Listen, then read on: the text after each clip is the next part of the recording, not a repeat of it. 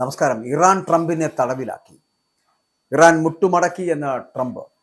ഇറാനുമായിട്ടുള്ള സമാധാന കരാർ ഉടൻ ഉണ്ടായേക്കുമെന്ന് അമേരിക്കൻ പ്രസിഡന്റ് ഡൊണാൾഡ് ട്രംപ് പറഞ്ഞു വെക്കുമ്പോഴും യുദ്ധക്കളത്തിൽ കനത്ത തിരിച്ചടി നേരിട്ടതോടെ ഇറാൻ ഭരണകൂടം സമാധാന ചർച്ചകൾക്കായിട്ട് അമേരിക്കയ്ക്ക് മുന്നിൽ ഇരക്കുകയാണ് എന്ന് ട്രംപ് അവകാശപ്പെടുമ്പോഴും ഒന്നും തീർന്നിട്ടില്ല, ഇപ്പോഴും യുദ്ധം അവസാനിച്ചിട്ടില്ല എന്ന് പറയപ്പെടുന്ന തരത്തിലേക്ക് ഇറാൻ കുതിച്ചു വരുന്നു. ഹോർമുസ് കടലിടുക്കിന്റെ നിയന്ത്രണം അടക്കം അമേരിക്കൻ സൈന്യം ഏറ്റെടുത്തു എന്നുള്ള അമേരിക്കൻ അവകാശവാദം ഉയരുമ്പോൾ ഇറാൻ മുട്ടുമടക്കുന്നുവോ എന്നൊരു ചോദ്യം കൂടി ഉയരുന്നുണ്ട്. ലോകത്തെ എണ്ണ വിതരണത്തിന്റെ 1/5 കടന്നു പോകുന്ന തന്ത്രപ്രധാനമായിട്ടുള്ള ഹോർമുസ് കടലിടുക്കിന്റെ നിയന്ത്രണം ഇതിനകം തന്നെ അമേരിക്കൻ സൈന്യം ഏറ്റെടുത്തു എന്ന് ട്രംപ് അവകാശവാദം ഉന്നയിക്കുന്നുണ്ട്. ഇറാന്റെ ഉപരോധത്തെ തുടർന്ന് ആഗോള വിപണിയിൽ എണ്ണവില റെക്കോർഡ് വേഗത്തിൽ കുതിച്ചുയരുന്നതിനിടെയാണ് ട്രംപിന്റെ ഈ പ്രസ്താവന വരുന്നത്. ഹോർമുസ് കടലിടുക്കിനെ സ്ട്രൈറ്റ് ഓഫ് ട്രംപ് എന്ന് വിശേഷിപ്പിച്ച ട്രംപ് മേഖലയിൽ തങ്ങളുടെ ആധിപത്യം ഉറപ്പിച്ചു എന്ന് വ്യക്തമാക്കുകയാണ്. എന്നാൽ ഇറാനെ വിശ്വസിക്കുവാൻ കൊള്ളില്ല എന്നും കരാറിലെത്തിയില്ലെങ്കിൽ സൈനിക നടപടി അനിവാര്യമാകുമെന്നും ട്രംപ് പറയുന്നുണ്ട്. മാത്രമല്ല, ചർച്ചകൾ നടക്കുന്നുണ്ടെങ്കിലും ഇറാൻ വഴങ്ങിയില്ല എങ്കിൽ ആ രാജ്യം വലിയ വില നൽകേണ്ടി വരുമെന്നാണ് വൈറ്റ് ഹൗസിന്റെ മുന്നറിയിപ്പ്. ഏപ്രിൽ 6 കരാർ വ്യവസ്ഥകൾ അംഗീകരിച്ചില്ല എങ്കിൽ ഇറാന്റെ ഊർജ്ജ മേഖലയ്ക്ക് നേരെ അതിശക്തമായിട്ടുള്ള ആക്രമണം ഉണ്ടാകുമെന്ന അന്ത്യശാസനവും ട്രംപ് നൽകിയിട്ടുണ്ട്. ഇറാന്റെ എണ്ണ കയറ്റുമതിയുടെ ജീവനാഡിയായിട്ടുള്ള ഖാർഗ് ദ്വീപ് പിടിച്ചെടുക്കുന്നതിനെ കുറിച്ച് അമേരിക്ക ഗൗരവമായിട്ട് ആലോചിക്കുകയും ചെയ്യുന്നുണ്ട്. ഫിനാൻഷ്യൽ ടൈംസിന് നൽകിയ ഒരു അഭിമുഖത്തിലാണ് ഇറാന്റെ എണ്ണ സമ്പാദനത്തിനുള്ള തന്റെ താല്പര്യം ട്രംപ് തുറന്ന് പ്രകടമാക്കിയിരിക്കുന്നത്. ഖാർഗ് ദ്വീപ് പിടിച്ചെടുക്കുക എന്നത് US സൈന്യത്തിന് എളുപ്പമുള്ള കാര്യമാണ് എന്നും അവിടെ ഇറാന് കാര്യമായിട്ടുള്ള പ്രതിരോധമില്ല എന്നും പറയപ്പെടുന്ന ട്രംപ് ഇറാന്റെ എണ്ണ ഉൽപാദന കേന്ദ്രങ്ങൾ പിടിച്ചെടുത്ത് അനിശ്ചിതകാലത്തേക്ക് അമേരിക്കയുടെ നിയന്ത്രണത്തിലാക്കാനുള്ള ഒരു പദ്ധതി രൂപം കൊള്ളുകയാണ്.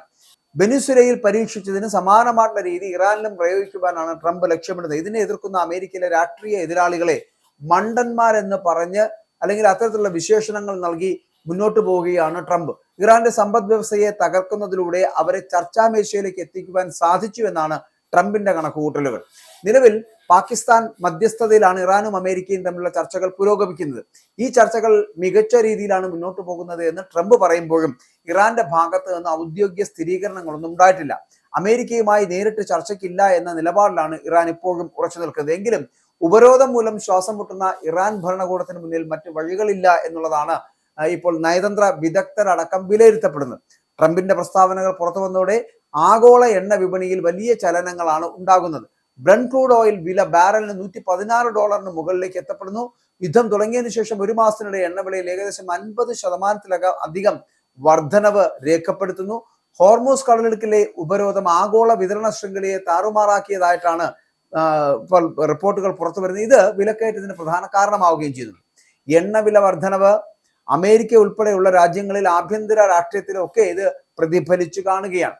ഖാർഗ് ദ്വീപ്, അതിനു പുറമെ ഹോർമുസ് കടലിടുക്കിന് സമീപമുള്ള തീരപ്രദേശങ്ങൾ, ഇവിടങ്ങളെല്ലാം മിന്നലാക്രമണങ്ങൾ നടത്തുവാനും അമേരിക്കൻ സൈനിക നേതൃത്വം പദ്ധതി തയ്യാറാക്കിയിട്ടുണ്ട്.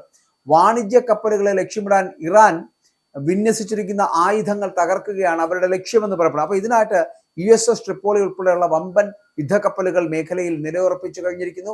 ഏതാനും മാസങ്ങൾക്കുള്ളിൽ ഇറാന്റെ പ്രതിരോധം പൂർണ്ണമായിട്ടും തകർക്കാൻ സാധിക്കുമെന്ന് സൈനിക ഉദ്യോഗസ്ഥർ അവകാശപ്പെടുകയും ചെയ്യുന്നു. അതേസമയം അമേരിക്കയുടെ ഭീഷണിക്ക് വഴങ്ങില്ല എന്നുള്ള സൂചനകൾ തന്നെയാണ് ഇറാന്റെ സൈനിക വൃത്തങ്ങൾ ഇപ്പോൾ നൽകുന്നത്. അമേരിക്കൻ സൈന്യത്തെ മരണക്കണിയിലേക്കാണ് ട്രംപ് നയിക്കുന്നത് എന്ന് ഇറാൻ റവല്യൂഷണറി ഗാർഡ്സ് മുന്നറിയിപ്പ് നൽകുകയാണ്. മാത്രമല്ല, തങ്ങളുടെ മിസൈലുകൾ സർവ്വസജ്ജമാണ് എന്നും ഏത് അധിനിവേശത്തെയും പ്രതിരോധിക്കുവാൻ തയ്യാറാണ് എന്നും അവർ അവകാശപ്പെടുന്നുണ്ട്.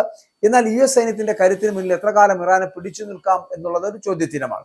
ബ്രിട്ടൻ ഉൾപ്പെടെയുള്ള സഖ്യകക്ഷികളുടെ പിന്തുണയോടെ ഹോർമുസ് കടലിടുക്കിലെ ഉപരോധം നീക്കാനാണ് ഇപ്പോൾ അമേരിക്കൻ നീക്കം. ഇതിനായിട്ട് ഡ്രോണുകൾ സജ്ജീകരിച്ച കപ്പലുകൾ ബ്രിട്ടൻ മേഖലയിലേക്ക് അയക്കുകയും മാത്രമല്ല, ഹോർമുസ് കടലിടുക്ക് തുറക്കുന്നത് ആഗോള വിപണിയിലെ എണ്ണവില കുറയ്ക്കാൻ സഹായിക്കുമെന്ന് തന്നെ ട്രംപ് കരുതപ്പെടുകയും ചെയ്യുന്നുണ്ട്. അപ്പോൾ സമാധാന കരാർ യാഥാർത്ഥ്യമായാൽ മേഖലയിലെ സംഘർഷത്തിന് താൽക്കാലികമായിട്ടുള്ള ഒരു ശമനം ഉണ്ടാകുമെന്നാണ് ലോകരാജ്യങ്ങളുടെ പ്രതീക്ഷ എന്ന് പറയപ്പെടുന്നത്. ഇവിടെ ഏപ്രിൽ 6 എന്ന ട്രംപിന്റെ സമയപരിധിക്ക് ഇനി ദിവസങ്ങൾ മാത്രമാണ് ബാക്കിയുള്ളത്.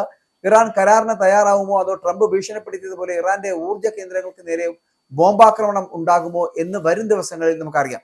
പശ്ചിമേഷ്യ വീണ്ടും ഒരു വലിയ യുദ്ധത്തിലേക്ക് നീങ്ങുമോ അതോ ട്രംപിന്റെ നയതന്ത്രം വിജയിക്കുമോ എന്നൊക്കെ വളരെ ആകാംക്ഷയോടുകൂടി കാത്തിരിക്കുകയാണ് ജനങ്ങൾ എന്നുള്ളത്.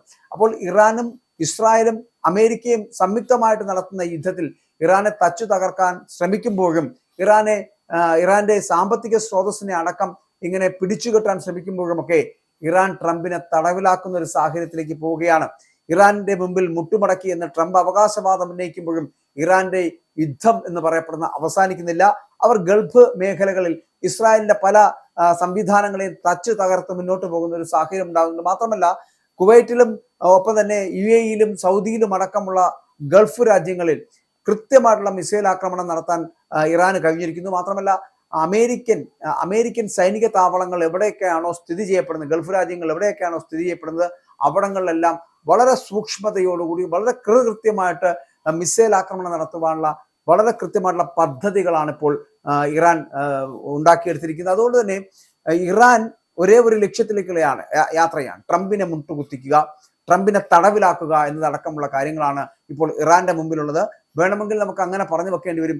ഇനിയുള്ള ദിവസങ്ങൾ ഈ 6-ാം തീയതി വരെയുള്ള യുദ്ധവിരാമം എന്ന് പറയപ്പെടുന്നത്, യുദ്ധത്തിന് ഇപ്പോൾ താൽക്കാലികമായിട്ടുള്ള ഒരു വിരാമം ഉണ്ടാക്കിയിരിക്കുന്നത് പോലും ട്രംപിന്റെ ഭയപ്പാടിൽ നിന്നുണ്ടായതാണ് എന്ന് പറയേണ്ടിയിരിക്കുന്നു. ഇല്ലെങ്കിൽ ട്രംപിനെ ഏത് വിധേനയും ഇറാൻ തടവിലാക്കുമെന്നുള്ള കാര്യത്തിൽ തർക്കമില്ല.